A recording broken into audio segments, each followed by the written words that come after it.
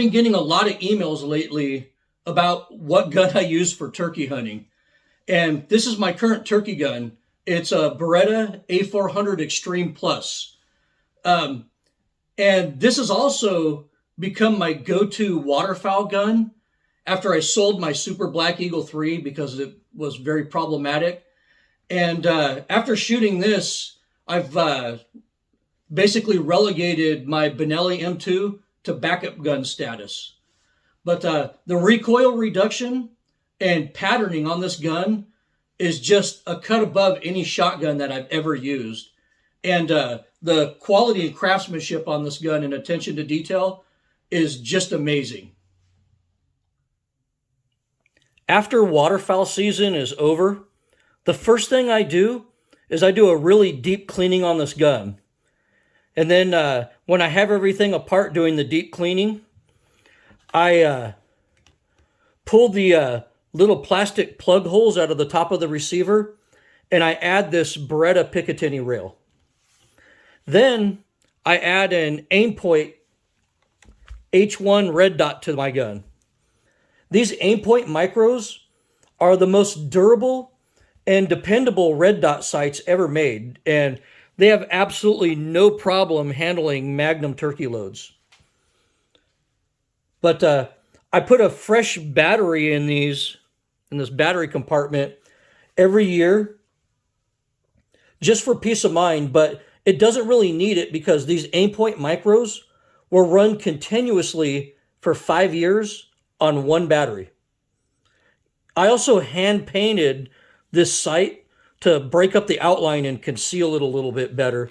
And as you know, in my opinion, turkey hunting is one of the few circumstances where camouflage really is essential. And I like to run red dots on my turkey guns for several reasons. First of all, 99% of turkey hunting is done while you're sitting on your ass up against a tree, which is basically a fixed position because if you move, you'll spook the turkeys. When you're calling in turkeys can come in from almost any direction or any angle. So it's rare that you get that perfect cheek weld and gun placement during a shot on turkeys. The red dot allows you to accurately shoot without moving the gun too much to get that perfect cheek weld for sight alignment. But remember, all red dot sights have a little bit of parallax, so you still need to get directly behind the optic to eliminate parallax error. Secondly, we don't point shotguns at turkeys like you do for wing shooting. We precisely aim a shotgun at turkeys. Hitting a bird in that skinny little neck with a tightly choked gun isn't as easy as you think. And lastly, a red dot allows you to adjust the dot to shoot into the center of your pattern, which is something you can't really do with a fixed bead sight. The point of impact with the shotgun, with any shotgun loads and chokes, can just be all over the place. And a red dot sight is really the only way to compensate for that. After I get my red dot optic squared away, the next thing I need to do is select a choke to use. And I like a good, even, tight pattern for my turkey chokes. Turkey loads will pattern differently with different guns, different loads, and different chokes. Actually, in my opinion, patterning is more important for turkey hunting because you're firing a tightly choked load at a little tiny target. You know, a pattern that's a few inches off might be fine for quail hunting, but it could easily lead to a miss on a turkey. And these are pretty much my two favorite turkey chokes for this particular gun. The Pattern Master Code Black Turkey 665 was my choke of choice for my old heavy shot blend loads right here.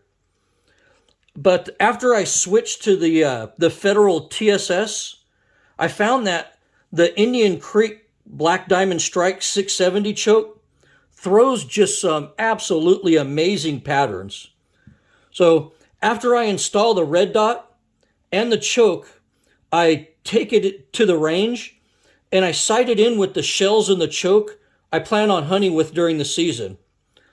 You know, I formerly used this heavy shot Magnum blend, and it's a good lead-free turkey load for my home state of California. But last year, I tried out the Federal TSS blend for the first time and was just blown away by the pattern density, range, and lethality of these loads. I mean, they aren't cheap. They're super expensive, but you don't shoot much during turkey season. So to me, it's worth the expense. And after shooting this, it's just hard to go back to anything else. Always take your turkey hunting shotgun to the range before you go turkey hunting and pattern it properly. You need to know where the ammo hits at various ranges. And if you have a red dot, you're going to want a 0 for point of aim, point of impact. Like with deer hunting, make sure you zero your gun on a rest because you want to be highly accurate with that shot. And make sure that you orient your eye directly behind the optic to reduce parallax error.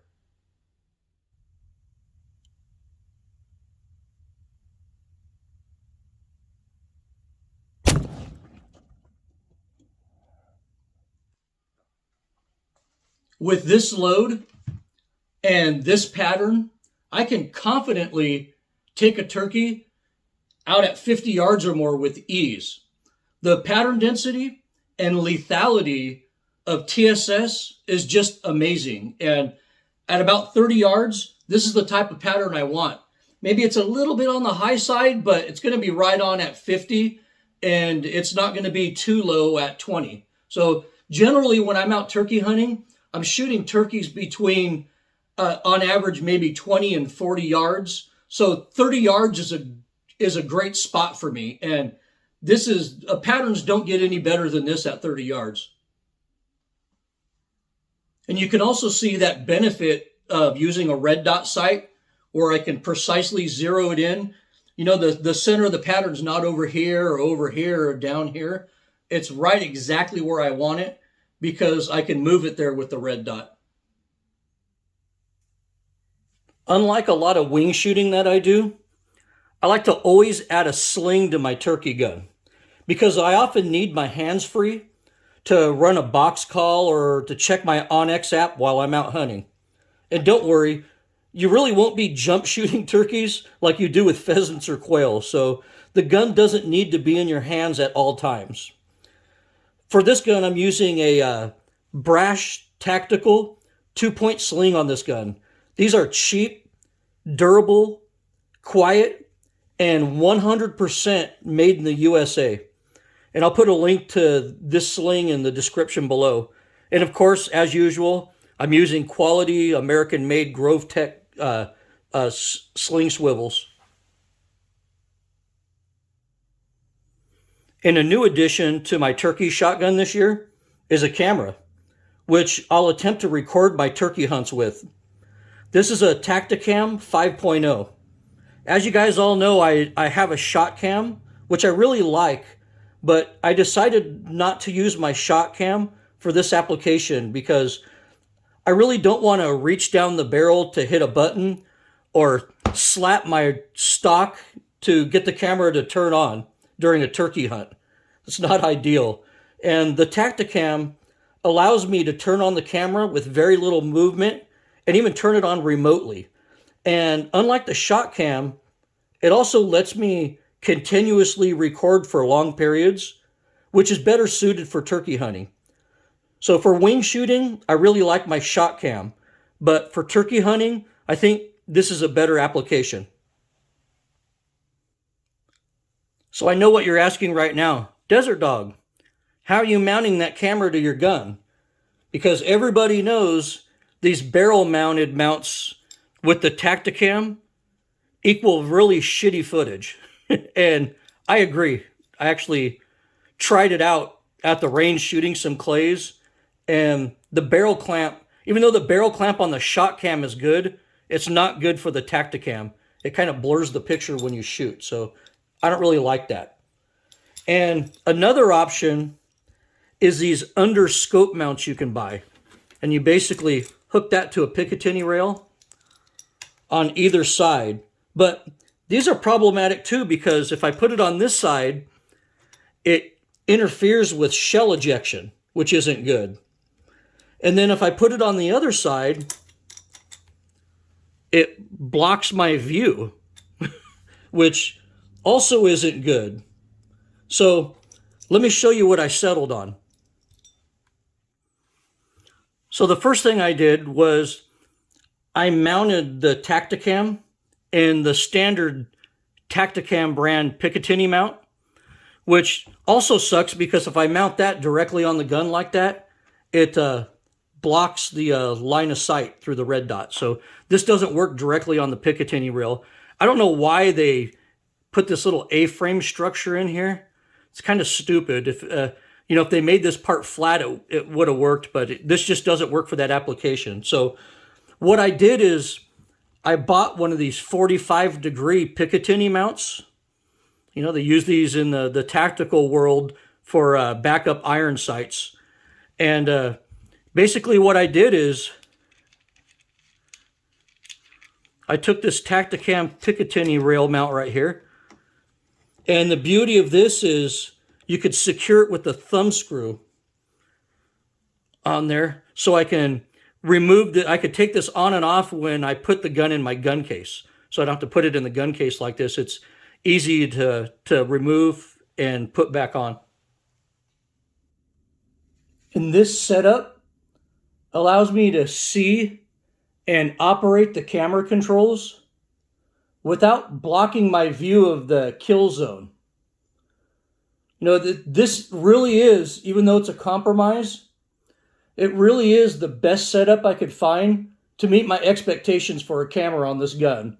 I'll put a link to all this stuff in the description below. So that's the rundown on my personal turkey hunting gun.